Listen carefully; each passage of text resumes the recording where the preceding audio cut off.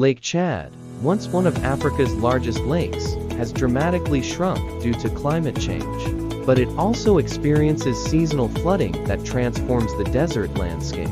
The majority of Chad is covered by the Sahara Desert, where extreme temperatures and arid conditions. During the rainy season, parts of the desert unexpectedly flood, creating temporary rivers and lakes, and dramatically altering the landscape.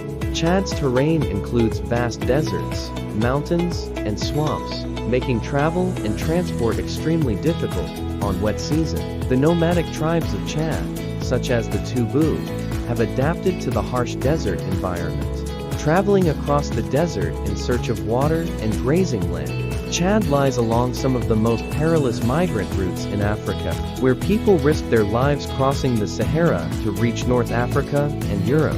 Chad has a history of political instability, with ongoing conflicts in border regions and the presence of various armed groups, hence highly dangerous. The Lake Chad Basin is a region of humanitarian crisis due to conflict, displacement, and environmental degradation. The combination of desertification, climate change, and conflict has led to widespread food insecurity and famine. The Chari River, which feeds Lake Chad, experiences seasonal flooding that can devastate nearby communities, roads, and homes. Many Chadians rely on fishing, farming, and herding in harsh environments, where their livelihoods are constantly threatened by floods, droughts, and conflict.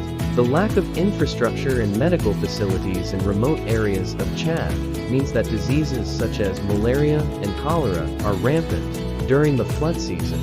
Chad's remote desert regions are notorious for human trafficking and smuggling, with criminal networks exploiting vulnerable migrants. Traveling through Chad's deserts and floodplains often requires navigating treacherous and unmarked paths. Vehicles break down or get stuck.